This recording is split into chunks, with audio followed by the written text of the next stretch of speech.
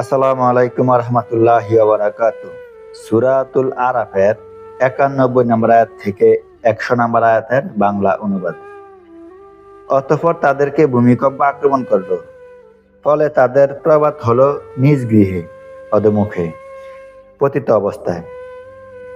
যারা শোয়েবকে মিথ্যা প্রতিপন্ন করেছিল, মনে হলো তারা যেন সেই জনপদে কখনো বসবাস করেনি।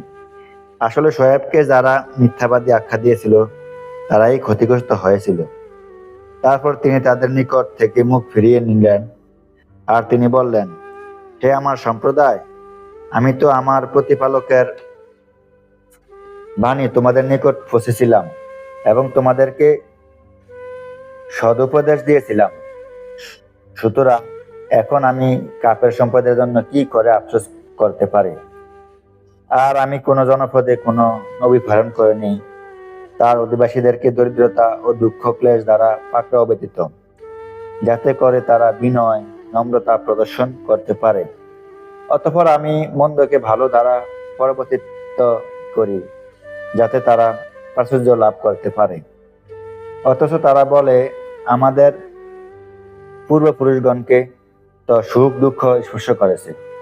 অতঃপর তাদেরকে আমি পাকড়াও করি, কিন্তু তারা উপলব্ধি করতে পারে না। আর যদি জনপদের অধিবাসী বিন্দু ঈমান আনত ও তাকওয়া অবলম্বন করত, তাহলে আমি তাদের জন্য আকাশমণ্ডলী ও পৃথিবীর বরকতের দরজা উন্মুক্ত করে দিতাম। অথচ তারা মিথ্যা প্রতিপন্ন করেছিল, ফলে তাদের কৃতকর্মের কারণেই তাদেরকে আমি পাকড়াও করেছি। তবে কি জনপদের অধিবাসী বিন্দু এই বিষয়ে নিরাপদ হয়েছে যে আমার শাস্তি তাদের নিকট আসবে রাত্রিতে, যখন তারা থাকিবে নিদ্রা মগ্ন? অথবা জনপদের অধিবাসী বিন্দু কি এই বিষয়ে নিরাপদ হয়েছে যে আমার শাস্তি তাদের উপর আসবে যখন তারা পূর্বাহে খেলাধুলায় রত থাকবে? তারা কি আল্লাহর কৌশলের ব্যাপারে নিরাপদ হয়ে গেল? অথচ ক্ষতিগ্রস্ত সম্প্রদায় ব্যতীত কেউই আল্লাহর কৌশল হতে নিজেকে নিরাপদ মনে করতে পারে না।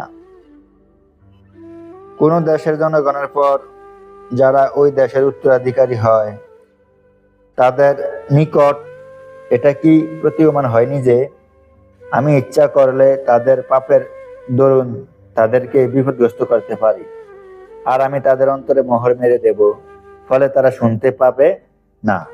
আসসালামু আলাইকুম ওয়া রাহমাতুল্লাহি ওয়া বারাকাতুহু।